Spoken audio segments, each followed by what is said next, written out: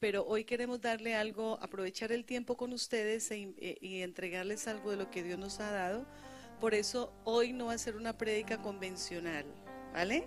Empezamos con una clase que quiere darle Isaac. Ven, Isaac. Isaac es mi hijo. Párate, papi. Isaac es mi hijito. Él está estudiando en la asamblea del instituto, en la parte universitaria, pero está haciendo un cambio para divinidades, estudios bíblicos con otra universidad de Colombia, y estudia con la Universidad Hebrea de Jerusalén. Estudia hebreo y bueno, se está preparando para lo que Dios le llamó. Muy buenos días a todos. Sí, bueno, como ya les había comentado mi mamá, yo me enfoco más en la teología dogmática, las ciencias teológicas, ejerciendo un tipo de estudio filosófico y adquiriendo la filología hebraica, es decir, el estudio de textos antiguos del hebreo, es decir, idiomas que ya no se tienden a hablar comúnmente. Claramente el hebreo moderno está, pero nos dedicamos a estudiar por lo general estudios antiguos. Entonces, lo mío no es casi la homilética eclesial, en el sentido de la predicación, muchos de acá la ejercen, es decir, preparar un tema expositivo y temático para una comunidad. Yo me encargo más al área investigativa de la Biblia, acudiendo a las ciencias bíblicas modernas. Entonces, yo creería que es pertinente el poder tratar un tema fundamental y medular en materia homilética, que es la palabra como fortaleza frente al sufrimiento, frente a la angustia. Tomaremos como base del sermón el Salmo 119, del verso 25 al 32. Si lo pueden buscar por favor en la pantalla. Ok. Salmo 119, 25 al 32. Es de notar que por lo general el Salmo 119 está organizado en un acróstico hebraico. Por lo general, cuando lo vamos a leer, siempre vemos que el nombre de una letra está iniciando un texto. Por ejemplo, Aleph, por ejemplo, Bet, por ejemplo, Ei. Ese básicamente es el alefato hebreo y nos indican que va a iniciar un texto o un salmo que nos va a contar el autor. Nos vamos a centrar en el acróstico Dalet. Creo que es algo que nos podrá ayudar a simple vista si alguno lo tendrá a la mano. Básicamente, esta es la letra, sencilla, fácil de hacer. Entonces, algo muy importante y a destacar que nos muestra el texto y básicamente esta porción del 25 al 32, nos expone el concepto de la palabra de Dios y cómo éste afecta o tiene alcance en la vida del creyente. ¿Ok? Básicamente nos trae un tono muy pesimista, ya que el autor se ve inmerso en sufrimientos, en angustias, pero a pesar de, busca una solución, busca un consuelo. Y vamos a ver ese factor primordial que nos va a nosotros a ayudar y nos dará unas herramientas para que sepamos bien a qué alude el autor. Entonces, como ya les hacía mención, nuestro foco va a ser del 25 al 32, algo sencillo, es decir, nos va a traer una idea principal y una idea temática continua. O sea, no nos va a variar el tema, sino que se va a centrar en una idea principal. Entonces, sería bueno que lo pudiéramos leer en voz alta todos y de una otra forma meditar en él. Abatida hasta el polvo está mi alma, vivifícame según tu palabra. Te he manifestado mis caminos y me has respondido. Enséñame tus estatutos. Hazme entender el camino de tus mandamientos, para que medite en tus maravillas. Se deshace mi alma de ansiedad, susténtame según tu palabra. Aparta de mí el camino de la mentira, y en tu misericordia concédeme tu ley. Escogí el camino de la verdad, he puesto tus juicios delante de mí. Me he apegado a tus testimonios, oh Jehová, no me avergüences. Por el camino de tus mandamientos correré, cuando ensanches mi corazón. Ok, bueno, ahí ya inicia, como ya les hacía mención, otra porción del salmista. Ahora, la idea principal es que, bueno, en el Salmo 119, a pesar de la numeración exhausta de versículos, nos va a transmitir una idea medular, una idea central. ¿Y cuál es? La palabra de Dios detona, de una otra forma, esta idea continua, esta idea que no va a haber interrupción. Ahora, algo a destacar es que, y vamos a tratarlo en esta pequeña enseñanza, que en medio del sufrimiento, en medio de la angustia, en medio de la desesperación, llámese independientemente del caso, el ejemplo, Él lo único que busca es entender la palabra. Él no busca nada más. Y eso es algo muy difícil de entender. ¿Cómo es posible que en medio de mi angustia, en medio de mi crisis, en medio de un dolor, de una muerte, de una enfermedad, el autor pide comprender la palabra? Dice, muéstrame tus estatutos. En otro versículo dice, aléjame de la mentira. Entonces es algo que vamos a estar reflexionando y por favor reflexione y medite en el tema, ya que de esa forma aprendemos nosotros fácilmente, todo cartesiano, en la duda encuentro la verdad. Entonces, la narrativa que ejerce el autor acude a sinónimos de la palabra, y es algo que pues cada uno de nosotros debemos de notar. Cuando el autor se dirige a la palabra testimonios, estatutos, juicios, mandamientos, siempre va a hacer alusión a lo que se concibe como palabra. Ahora, ¿qué era lo que tenía en mente el autor cuando decía palabra en aquella época? Muy sencillamente, los 5 libros de Moisés. Es un anacronismo, es decir, pasar un elemento de una época a otra época, es decir, por ejemplo, decir que en el primer siglo habían calculadoras. No tiene sentido. Entonces, en ese momento, él no estaba pensando ni en Mateo, ni en Juan, ni en Lucas. Estaba pensando en la Torá. La Torá es los 5 libros de Moisés, Pentateuco, penta 5 teucos, rollos. Entonces, claramente pues hoy en día concebimos la palabra como completa, tanto en el Nuevo Testamento como en el Antiguo Testamento. Pero de una u otra forma tenemos que interceptar las palabras testimonios, estatutos, enseñanzas, decretos, como la palabra de Dios, es decir, lo que Dios habló a Moisés. Es lo que concibe el judaísmo como las palabras preciadas de Dios. Es de las palabras reservadas que él tenía. Y entendamos bien que los mandamientos es una guía para el hombre. Dios los estableció para que el hombre pueda trazar un camino y pues seguir la palabra. La palabra se manifiesta como un tipo de baranda, es decir, le va a permitir al hombre caminar de una manera justa.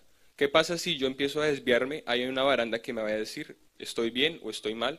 Así básicamente funciona la metodología de los mandamientos. Algo muy sencillo, pero es algo que el autor está pidiendo que lo ayude a entender. ¿Cómo así uno entiende? Bueno, mentir es un mandamiento muy simple, o sea, simple a entender. Pero él está pidiendo que me ayude más a entenderlo. Aléjame de la mentira. Entonces acá vemos que esta es una solución de una otra forma al sufrimiento. Entonces vamos a estar tomando como referencia esta porción. Ahora, haz algo destacar que en el Salmo 119 es la oración más extensa. ¿Por qué es una oración extensa? Porque el versículo 1 al 4, él está hablando en tercera persona. Él se está dirigiendo a un sujeto diferente a él. Pero a partir del versículo 4 empieza a hablar en primera persona. Dios, ayúdame. Dios, he hecho esto, he acudido a ti, tú me has ayudado. Y básicamente por 176 versículos nos muestra una oración. Es una de las oraciones más largas. Solamente creo que San Agustín, no sé si lo conozcan, teólogo filósofo del medioevo, pudo aprenderse de una otra forma esta oración más extensa que nos plantea la Biblia. Ahora, algo que hay que traer en mente es que a veces muchos de nosotros venimos con ideas un poquito comunes. Creemos que el salmista era santo. ¿Es esto correcto? Quizás podemos dar el beneficio de la duda. No necesitamos abundar en la vida de David como para afirmar de que él no era el todo santo. Es decir, no era alguien que levitaba en medio de nosotros. Podemos afirmar de que el redactor era un creyente de pie, es decir, alguien como usted y como yo. A veces se nos presenta un tipo de silogismo. Silogismo aristotélico es un conjunto de premisas. ¿Sabe qué son premisas? Conclusiones, resultados. El silogismo plantea si A y B son correctas, automáticamente C lo va a hacer. Entonces, por ejemplo, pensamos de que cuando leemos los salmos, creemos y decimos no, el autor utiliza una narrativa teológica, o sea, conoce a Dios. B, silogismo número B, es decir, premisa mayor. Creemos de que porque el autor entona ese tipo de términos teológicos y una oración teológica, es alguien santo. Por ende, nuestra conclusión es que el salmista es santo. De hecho, no. De hecho, se nos muestra por todo el Salmo 119 que él está lidiando con problemas internos y problemas externos. Internos manifestados en un área pecaminosa. Externos está sufriendo el pecado de otros. Entonces, de una u otra forma podemos ver de que nos podemos identificar con el texto y ver que el sufrimiento del autor a su vez también lo comparto yo. Como les decía, ejerzan el tipo de nomenclatura que quieran, es decir, la clasificación que quieran del sufrimiento, ya sea una muerte, ya sea una enfermedad, ya sea una crisis económica, crisis social, pero de una otra forma nos muestra de que hay una solución. El Salmo nos plantea herramientas para sobrepasar el sufrimiento, la angustia. Ahora, se nos expone que el autor lidia con circunstancias propias de la existencia humana. Es algo a notar. La crisis es propia de la existencia humana. No podemos pasarnos estos factores que nos entraman en nuestro mundo. No podemos nosotros querer alejarnos o más bien como se plantea en algunos círculos religiosos, y es que la unión a la familia de Cristo pues nos da casa, carro y beca. Desgraciadamente no es así. Los evangelios no nos plantean eso. La vida de los apóstoles a posteriori pues, de la muerte de Jesús tampoco nos planteaban eso. Conocimos a una iglesia como mártir. Es decir, el sufrimiento siempre ha estado y más en los hijos de Dios. Abraham pasó, el judaísmo plantea que pasó como por 10 tipos de pruebas muy difíciles. Una de ellas, la circuncisión a una edad tardía, la captura de su esposa, lo que pasó en Sodoma y Gomorra, y demás cuestiones que de una u otra forma nos llevan a entender que para los hijos de Dios no estamos exentos a pruebas, no somos exentos a las tribulaciones. Ahora, las ciencias bíblicas modernas no nos plantean un tipo de autoría al Salmo 119. Tradicionalmente se le concibe como a David, pero obviamente cuando uno quiere ejercer un tipo de estudio más histórico, más cronológico, más geográfico, más arqueológico, nos encontramos de que había una pluralidad de autores. Eso sucede con el Pentateuco. El caso es que, ¿cómo podemos identificar al autor de este salmo? Era joven. Ahora, joven, tenemos que entender que joven en aquella época no es como lo que entendemos hoy como alguien de 18, alguien de 25, rondaba en una edad un poco mayor. Podemos ir al versículo 9 y 11, por favor, para identificar un poco la personalidad del autor. Dice, ¿con qué limpiará el joven su camino? Con guardar tu palabra. Vamos al 11. En mi corazón he guardado tus dichos para no pecar contra ti. Vemos que acá se nos plantea una causa y un efecto. Causa, ¿con qué limpiará el joven su camino? Y él ya está haciendo esa tarea. En mi corazón he guardado tus dichos para no pecar contra ti. Es decir, él está pidiendo un consejo para un joven y él mismo es un joven. Entonces ya identificamos una característica propia del autor de aquel libro. Entonces, también tenemos, se considera a sí mismo como siervo. Versículo 17, por favor. Haz bien a tu siervo, que viva y que guarde tu palabra. Él aún así se concibe como un siervo. Podemos ir, por favor, al...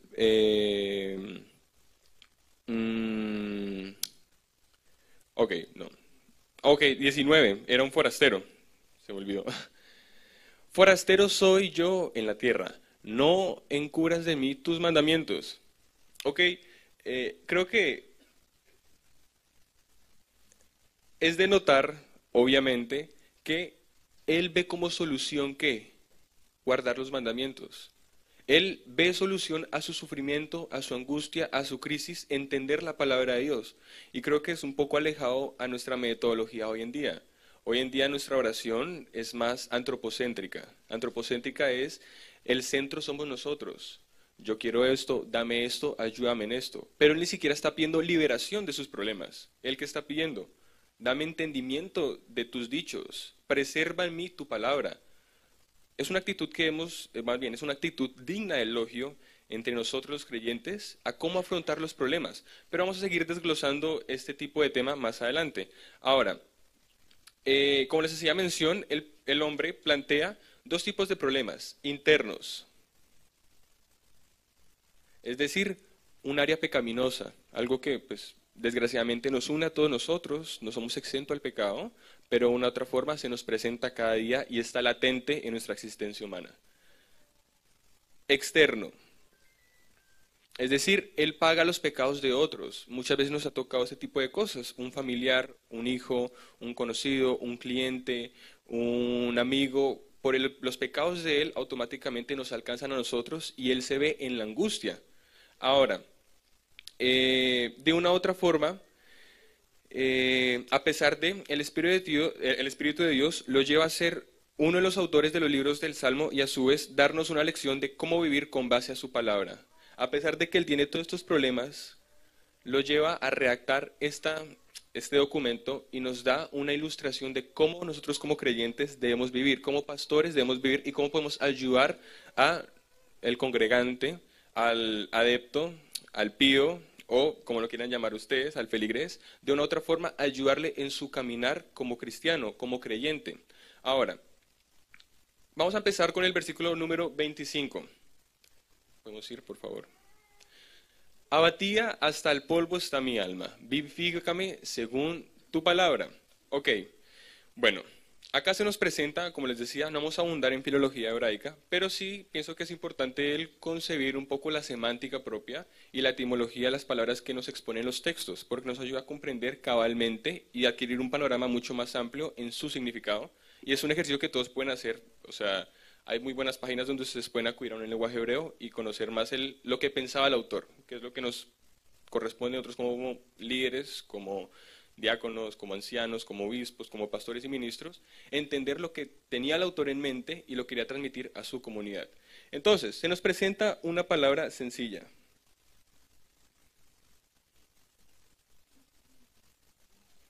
Dabaká. Dabaká, de una u otra forma, es la acción de adherirse. Es la acción de estar unido, de estar muy entramado en un objeto o en alguien. Ahora, acá nos muestra que su ser interior, voluntad, emociones y pensamientos estaban enquistados, estaban muy unidos al polvo. Eso nos muestra que su nivel de sufrimiento era completo, era total. No tenía fuerzas para levantarse por sí mismo. Y quizás muchos de nosotros, por diversas situaciones en la vida, nos hemos sentido así. Nos hemos sentido sin fuerzas, no sabemos cómo seguir con las situaciones. Y de una otra forma, él nos expresa un poco una prosa un poco poética, nos expresa de que su alma está adherida al polvo, su ser interior, su voluntad, sus emociones, no puede levantarse por sí mismo. Pero él, ¿qué solución está pidiendo? Vivifícame según tu palabra. Él está pidiendo una petición que a lo mejor puede llegar a ser un poco ajena a nuestras peticiones, a nuestras soluciones que a veces nos planteamos. Pero también la cuestión es que en la parte B del verso 25 nos plantea la palabra Hayá.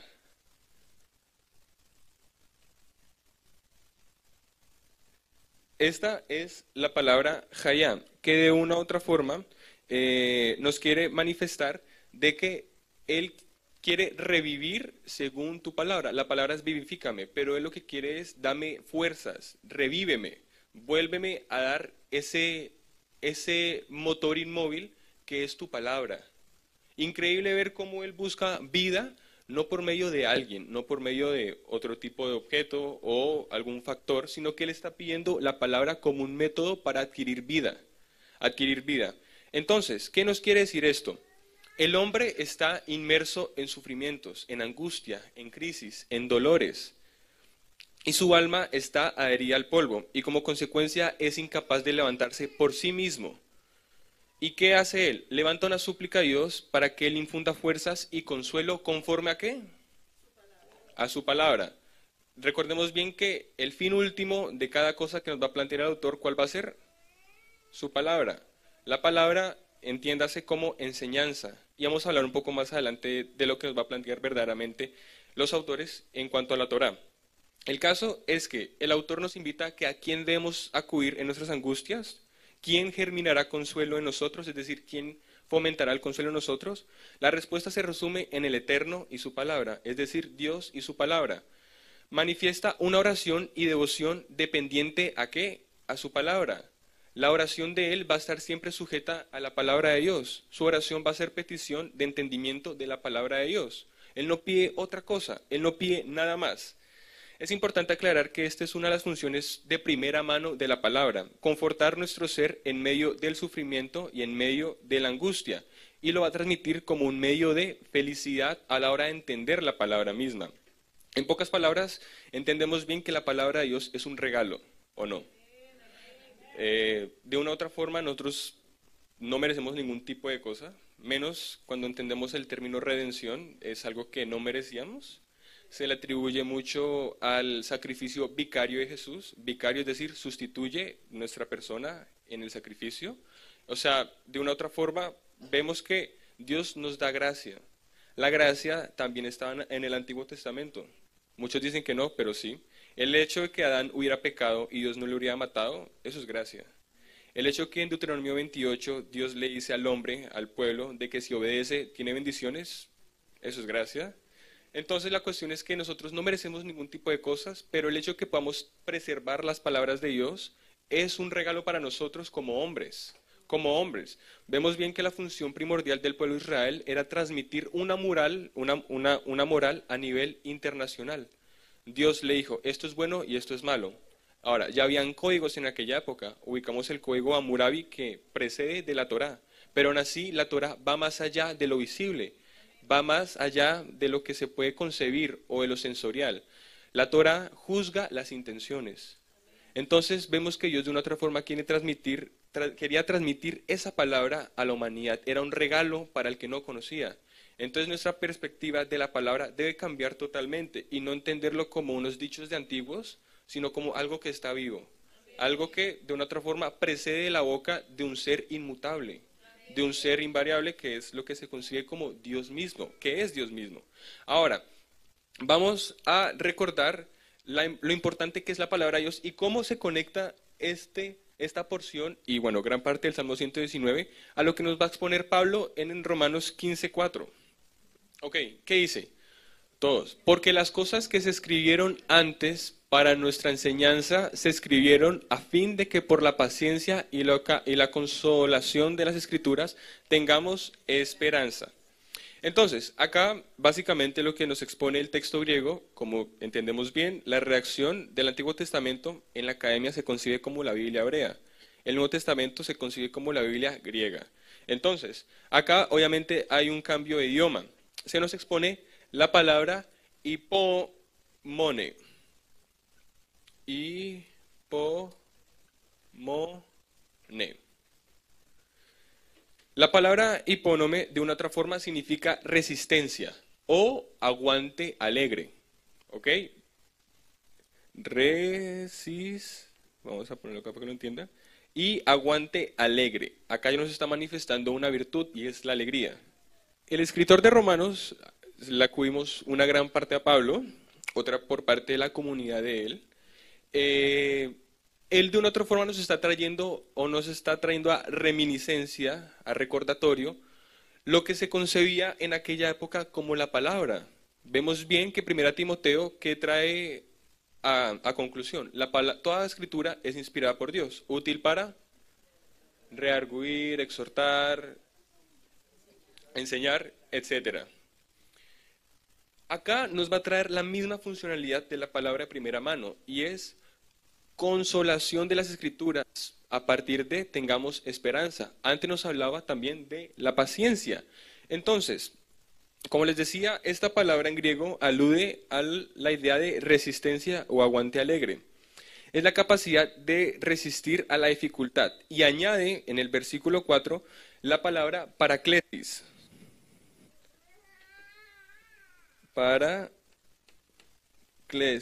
La palabra paraklesis expresa consuelo, ánimo que procede de la escritura. Recordemos bien que el griego tiene la ventaja de que cada término se lo atribuye a una acción en específico. Hagamos un ejemplo muy práctico. El amor, la palabra amor en el castellano, en el latín, es muy subjetiva. Hoy puede entender todo tipo de cosas. El griego no. El griego se encarga de clasificar cada acto en su palabra. Encontramos el amor eros, el amor ágape, el amor filial y más tipos de amores. Entonces es una ventaja que tenemos por parte del estudio de la raíz griega. Y acá nos está implorando que paraklesis significa específicamente el consuelo y ánimo que procede exclusivamente de la escritura. Entonces, acá nos está trayendo una idea continua a su vez el autor, y es que de la escritura precede el consuelo, de la escritura precede el ánimo, de la escritura precede ese fortalecimiento, esa resistencia y ese aguante alegre.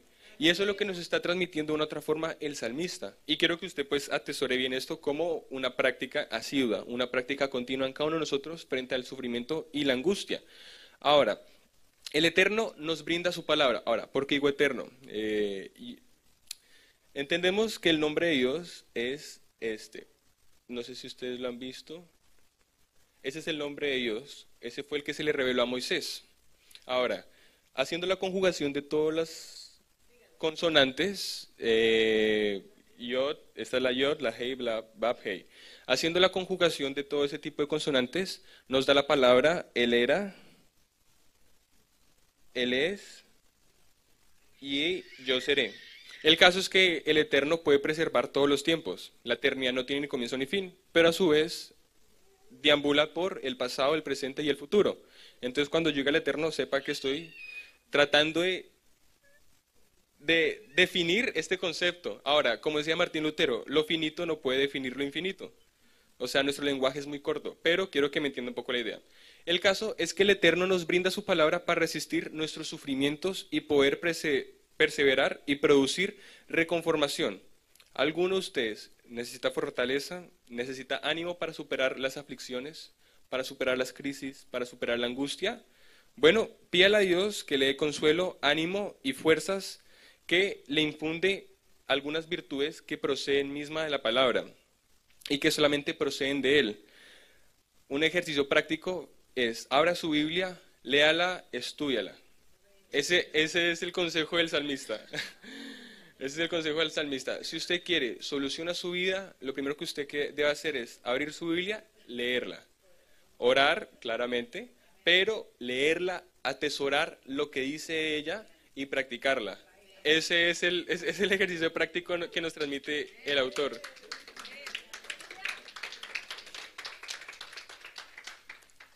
Lo importante a entender es que a partir del entendimiento de la palabra nos llevará a un sometimiento.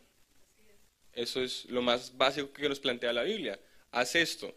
Es una acción de someter a alguien. Pero ¿qué pasa? El someter a alguien no solamente detona la acción de estar subyugado a alguien, sino que produce lealtad. Y esto es lo que yo voy a tratar un poco de esclarecer más adelante. Entonces, un consejo rápido. Cuando usted esté desanimado, ¿qué tiene que hacer? Abra su Biblia y léala. Entiéndala. Entiéndala de manera pura. De una otra forma, deja a un lado sus paradigmas religiosos, deja a un lado la concepción denominacional y entiéndala como debe ser. Y no solamente se lee la Biblia, se estudia. ¿Qué dice Josué 1:8? Medita de día y de noche en el libro de la ley. Leamos la Biblia. Hoy en día, desgraciadamente, en círculos religiosos, en un ambiente más eclesial, tenemos pastores donde no leen la Biblia y enseñan, pues, barbaridades. La última revelación, el último código. Lea la Biblia. La Biblia es la profecía más exacta, nos dice la Escritura. Ahora, vamos al versículo 26, por favor, del Salmo 119, 26.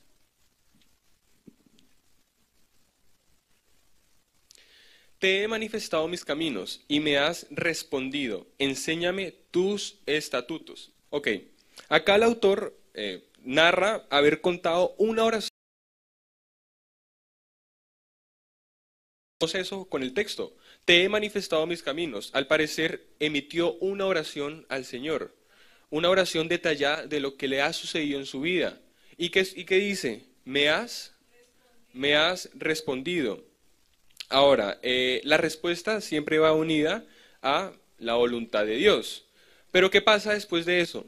Enséñame tus estatutos. Él sigue insistiendo en comprender y entender la palabra de Dios. Esa debe ser nuestra actitud asidua, nuestra actitud constante, permanente. Ayúdame a entender la Biblia. Muchos creemos que con solamente leerla ya la comprendo, pero el salmista mismo, de una u otra forma, está pidiendo eso y está suplicando eso. Ahora, él suplica y pide la enseñanza de los estatutos, preceptos y decretos de la palabra de Dios. Ahora, nótese la importancia de anclar la palabra con el orar. Yo no puedo orar sin conocer la palabra. porque pues simplemente estaría dialogando con un psicólogo, diciéndole cómo me siento. Y la Biblia no manifiesta ese tipo de acciones y no son dignas de elogio. De una u otra forma, el que está pidiendo, mi oración va anclada ¿a qué? A tu palabra, a tus enseñanzas, a tus decretos. Porque pues mucha gente se sienta en el sofá y se pone a hablar. Es válido. Es válido, ¿por qué? ¿Qué dice ahí? Te he manifestado mis caminos, te he manifestado mis situaciones. Pero de una otra forma que nuestro fin último, ¿cuál debe ser? La palabra, orar la palabra, suplicar las enseñanzas.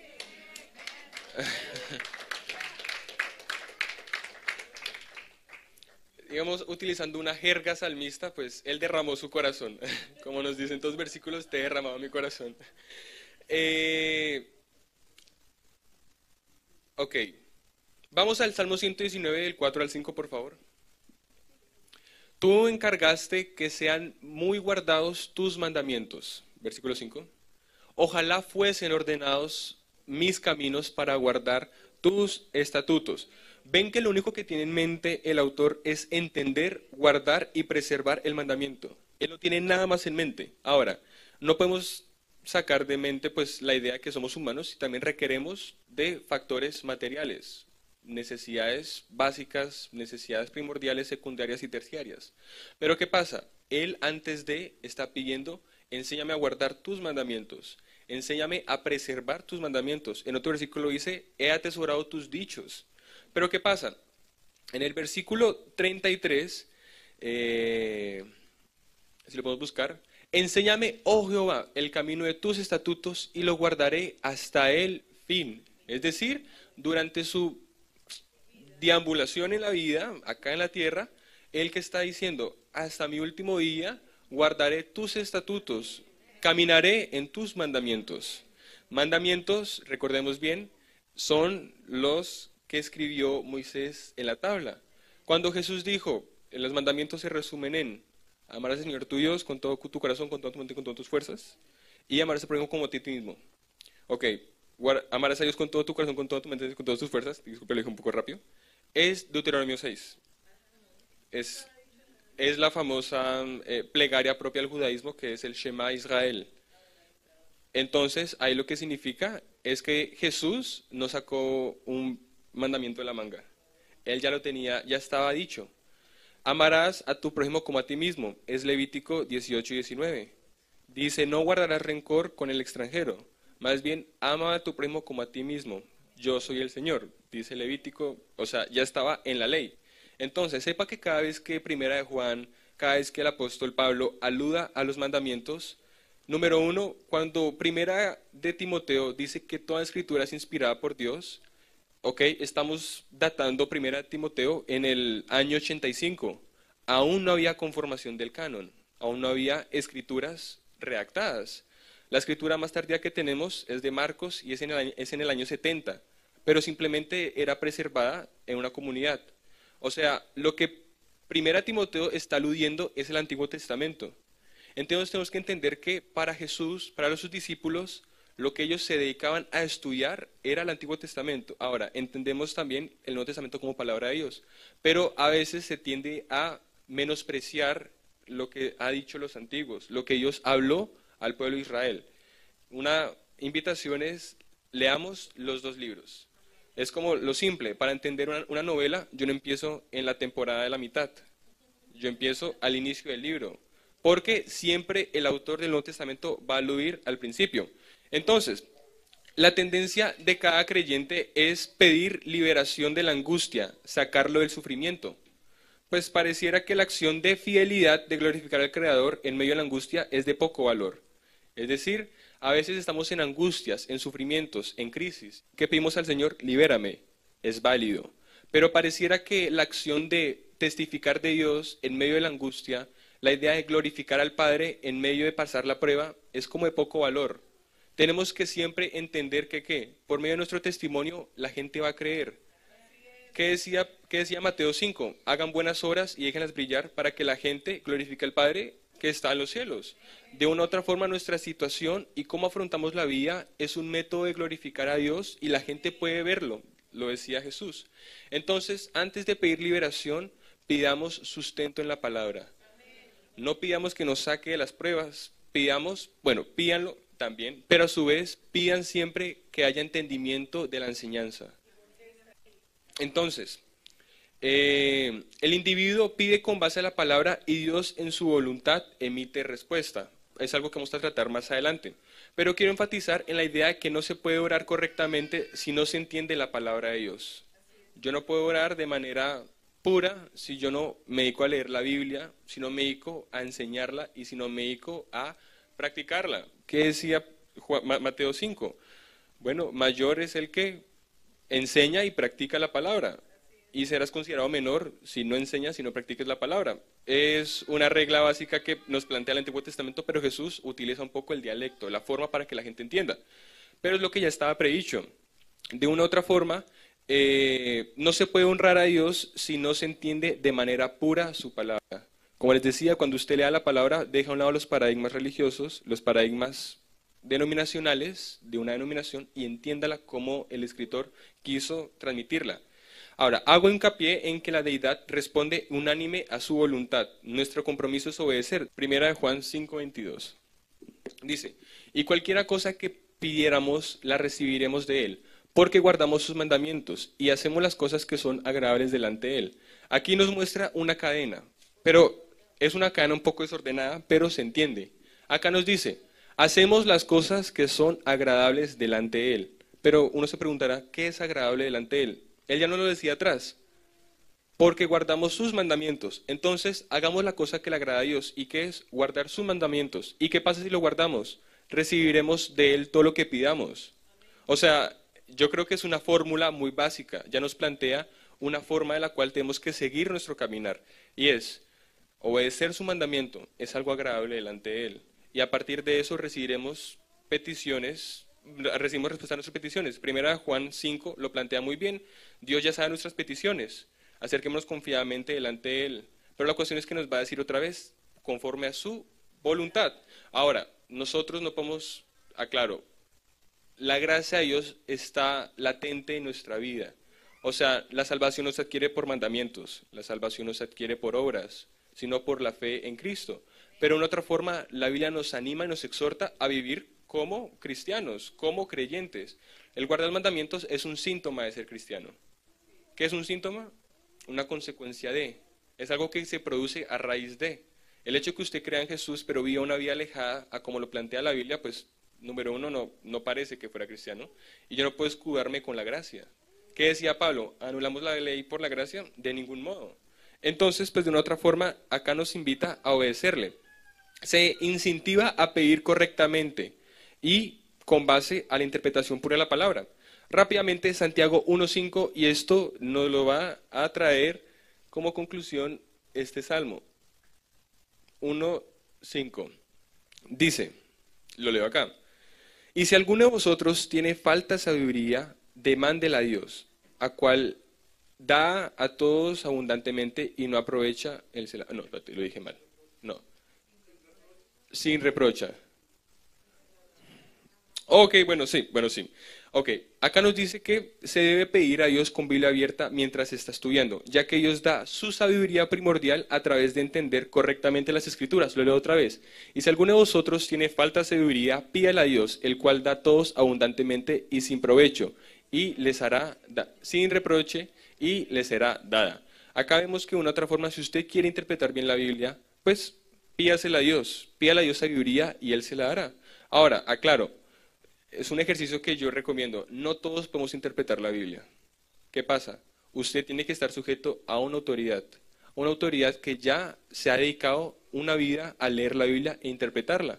Ejemplo, ¿qué pasó con la esclavitud en América Latina? Fue por una mala interpretación. ¿Qué pasó con el Holocausto? Hitler siguió enseñanzas de Martín Lutero, que a final de su vida fomentó una teología antijudía, y miren todo lo que sucedió. Entonces, de una otra forma, no cualquiera puede interpretar la Biblia. Si alguno de ustedes está bajo un pastor, por favor, pregúntele a él, vaya donde él, porque él está más capacitado que nosotros.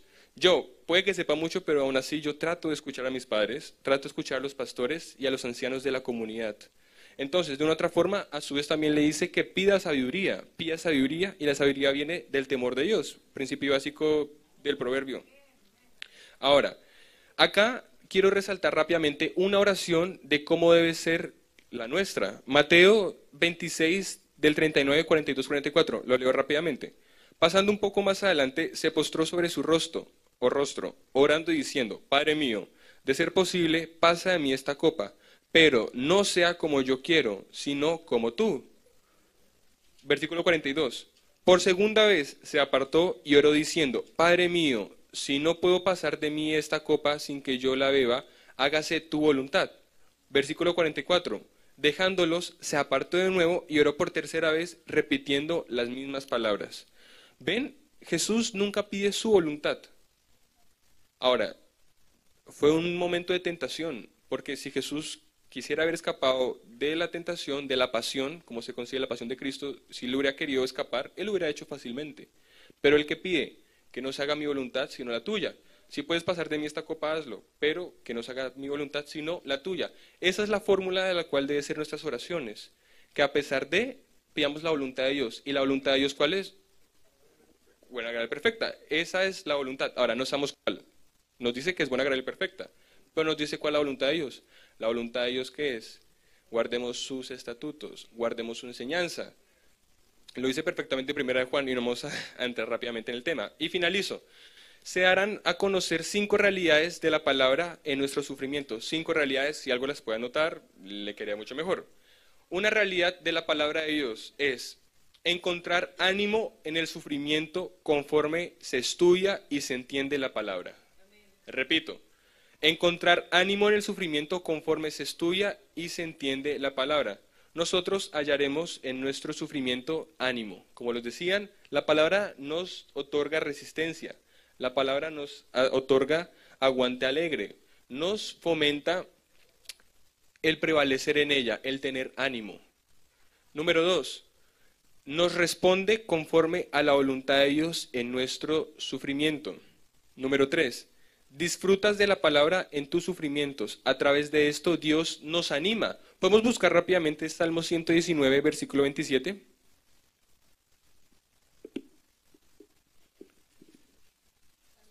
Salmo 119, versículo 27, lo leo acá. Hazme entender el camino de tus mandamientos, para que medite en tus maravillas. Ok, algo a destacar es que la palabra meditar es ziag.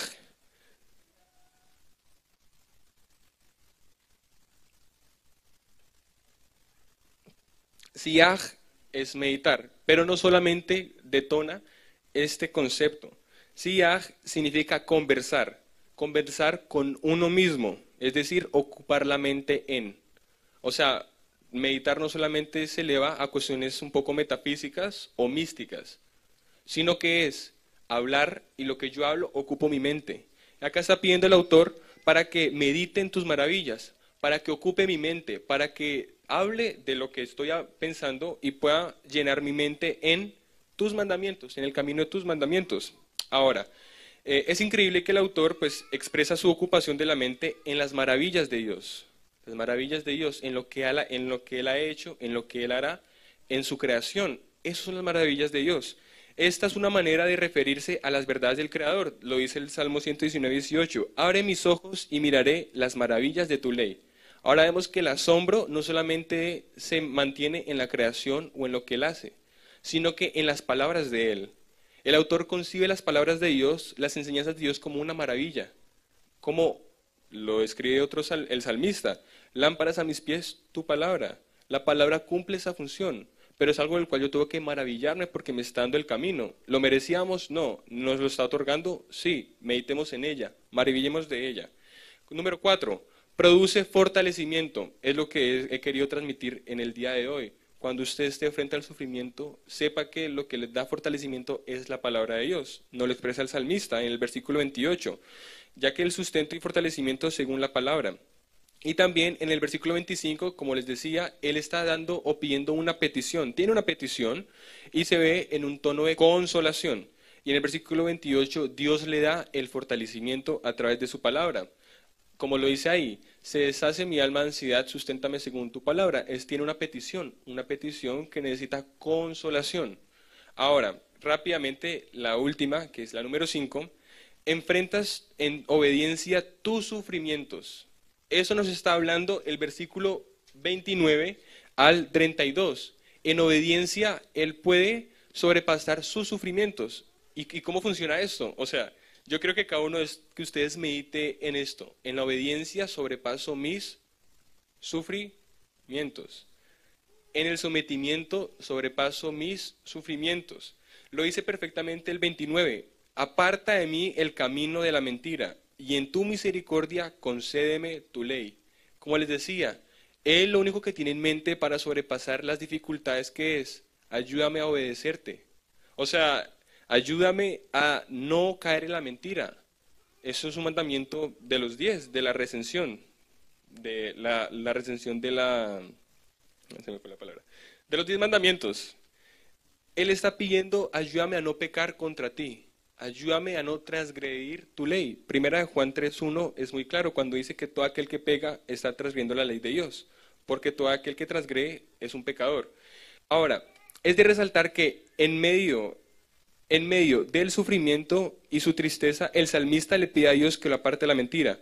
Por el contexto del Salmo es a resaltar que el poder santificador del sufrimiento, hay un poder que Dios permite que el hombre sea santificado por medio del sufrimiento. Y acá respondemos varias preguntas. ¿Por qué Dios quiere que pase por lo que estoy pasando? Porque quiere que tú, que entiendas su palabra, seas santo. Hay cosas que no tienen explicación. Pasó una muerte, pasó una enfermedad, no la entiendo. Dios, ayúdame a entender. Pero en lo que yo puedo ver que es visible, puedo decir, ayúdame a obedecerte. A medida de que yo paso por el sufrimiento, déjame santificarme. Deja que el Espíritu haga la regeneración. Y listo, rápidamente. Dios, en pocas palabras, Dios pudo permitir el sufrimiento para generar en el individuo el rechazo al pecado. Dios pudo fomentar en cada uno de nosotros tribulaciones, crisis, para que el pecado no esté latente en nuestra vida. Y termino con una frase y una pequeña explicación, y es, como decía David Wilkerson, estos son tiempos difíciles, pero en esos tiempos la palabra de Dios se convierte en nuestra fuerza y esperanza. Quiero rápido destacar algo importante que pienso que debemos cambiar la mentalidad acerca de algunos conceptos que nos transmiten una idea que, que a veces bajo paradigmas religiosos no se comprende bien.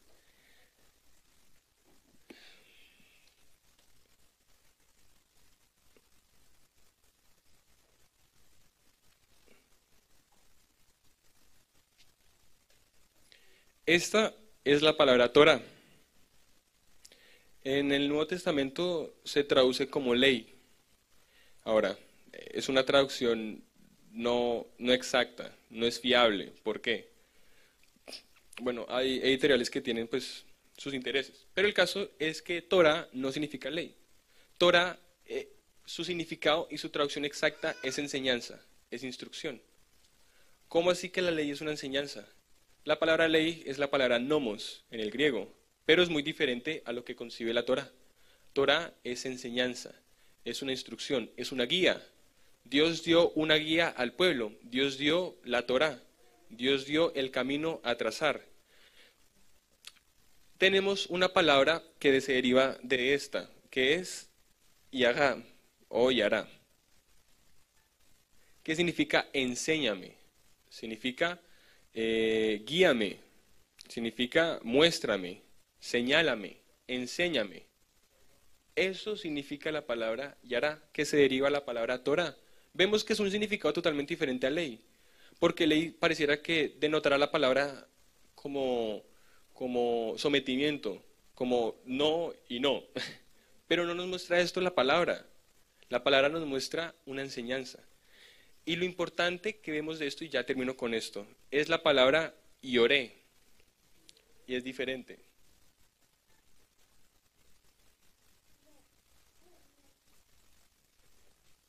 Es un cognado, es decir, comparten mismas letras. Vemos que esta la comparte acá, la comparte acá, y esta, la E, la comparte acá como final.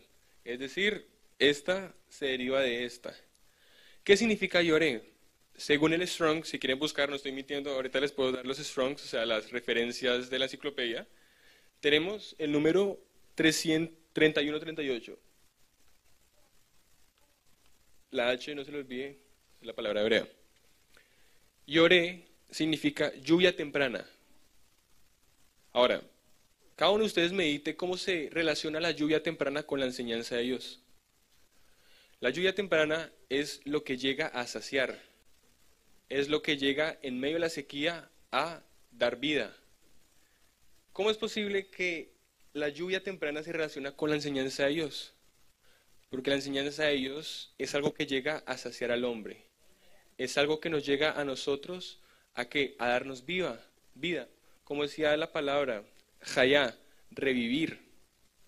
Entonces, quiero que cada vez que vean, entiendan que los mandamientos, que los 5 libros de Moisés, Dios preservó de lo más preciado de él, o sea, Dios reservó lo más preciado de él, que son sus palabras, y se las transmitió a un pueblo, y que ese pueblo, de una u otra forma, se encargó de dársela a las naciones, no pudo, pero Jesús, sus discípulos se encargaron de hacerlo. Nos dieron de lo más preciado de Dios, las enseñanzas, como algo que venía a saciarnos, algo que venía a darnos vida. Eso quiero que vengan con este tipo de cosas. No es una ley es sometimiento, es una enseñanza, son barandas, es un semáforo, nos indica sí, no, sí, seguir o no seguir. Preservemos, como dice Deuteronomio, atemos la palabra en nuestras manos y en nuestra mente, es decir, que nuestras obras sean los mandamientos y que siempre pensemos en ellos. Como decía Jesús, termino con esto, hagan brillar su luz en medio de las personas para que ellos vean las buenas obras que tienen ustedes y glorifiquen al Padre que está en los cielos. Gracias.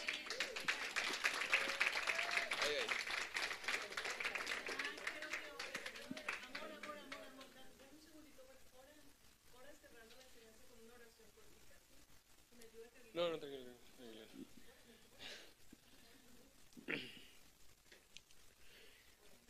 Bendito eres tú, Adonai, Rey, Creador del universo, que nos santificas con tus mandamientos cada día, que nos has escogido de entre todas las naciones y nos has entregado tu palabra, nos has entregado tus enseñanzas, nos has guiado en medio de nuestra vida y síguenos guiando. Damos gracias por este momento que nos permites entender tu palabra, entender que solo en ella encontramos esa resistencia, encontramos esa esperanza antes que el mundo, antes que cualquier persona. Es en tu palabra, como dice el salmista, que encontramos fortalecimiento en nuestras debilidades, fortalecimiento en nuestras angustias, en nuestras crisis, en nuestro sufrimiento. Pedimos que seas tú ayudándonos a entender tu palabra de manera cabal, de manera completa. Que tu palabra esté atada en nuestro brazo, en nuestra obra, en nuestra mente. Que siempre pensemos en hacer la voluntad, lo que te agrada a ti, Padre. Ayúdanos en nuestra vida muy frágil, en nuestra vida muy endeble, que estamos sometidos al pecado. Ayúdanos siempre a transmitir tu testimonio, a transmitir lo que tú nos has dado por medio de los antiguos. Permite, Padre, hacer los mandamientos y ayudar a la gente a hacerlos, para que seamos considerados grandes en el reino de los cielos, Padre. Padre, dice primera de Juan, que solamente conoce a Dios el que hace su palabra, el que obedece su palabra, porque amor es obedecer a Dios, es guardar sus mandamientos, Padre. Ayúdanos, Padre Celestial, a agradarte, a hacer tu voluntad, Padre. Ayúdanos a que nuestros familiares lo hagan y que siempre transmitamos el corazón del Padre, transmitamos lo que el Padre quiere y es una enseñanza a la gente que no tiene conocimiento, Padre. Que siempre nuestra fuente de fortalecimiento sea la palabra en medio de nuestra angustia. Ayúdanos a entender tu palabra, ayúdanos a comprender tu palabra, ayúdanos a entender tus enseñanzas, tus dichos y tus preceptos, Padre. Damos gloria y honra a tu nombre, Padre, por cuya bondad nosotros vivimos. En el nombre de Jesús, amén y amén.